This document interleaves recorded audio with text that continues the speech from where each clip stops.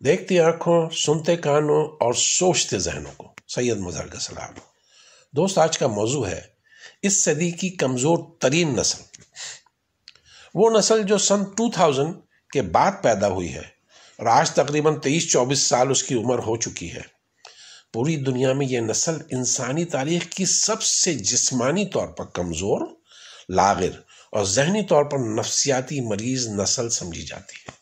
یہ جس دور میں بڑی ہوئی ہے وہ تاریخی انسان کا سب سے زیادہ ٹیکنالوجی استعمال کرنے کا دور ہے، یعنی انفارمیشن ایج۔ یہ نسل بڑی ہوئی ٹیکنالوجی استعمال کرتے ہوئے۔ اس کے دسترس میں internet, mobile phone, tablet, T V channel اور سوشل میڈیا ہے۔ اس نسل کی تربیت بزرگوں نے نہیں، سوشل میڈیا نے کی ہے۔ پوری دنیا میں اس نسل کا ایک ہی مسئلہ ہے، ان میں صبر کم ہے، غصہ زیادہ ہے۔ ان کی گردنوں میں خم آ گیا ہے، جھک کر ہر وقت موبائل فون استعمال کرنے کی وجہ سے۔ ہر وقت سکرین کے آگے بیٹھ کر گھنٹوں کام کرنے کی وجہ سے ان کی آنکھیں کمزور ہیں۔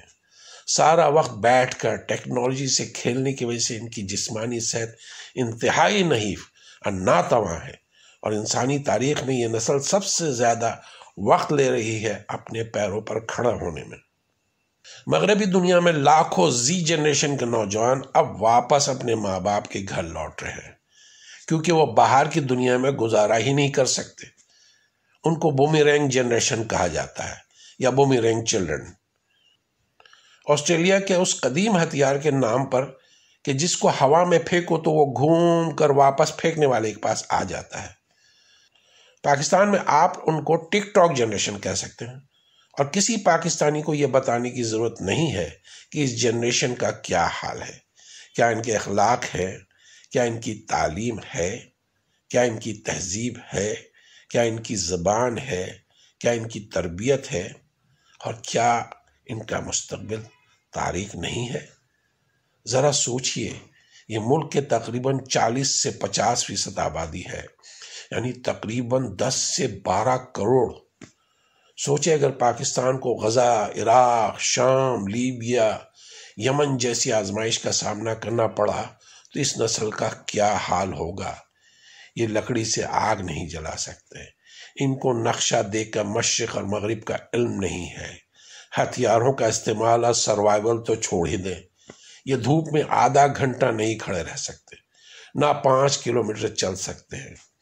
یہ نسل نہ جسمانی سختیاں برداشت کر سکتی ہے، نہ نفسیاتی سختیاں۔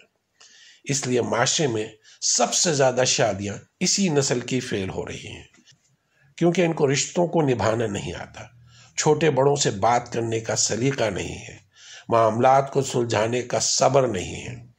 آج آپ ویڈیو گیم کھیلتے کسی بچے کے نیٹ بند کر دیں، پھر دیکھیں اس میں کس طرح ایک جن گھستا ہے۔ چھوٹے چھوٹے بچوں نے اپنے پورے خاندان قتل کر دیے صرف انٹرنیٹ بند ہونے پہ۔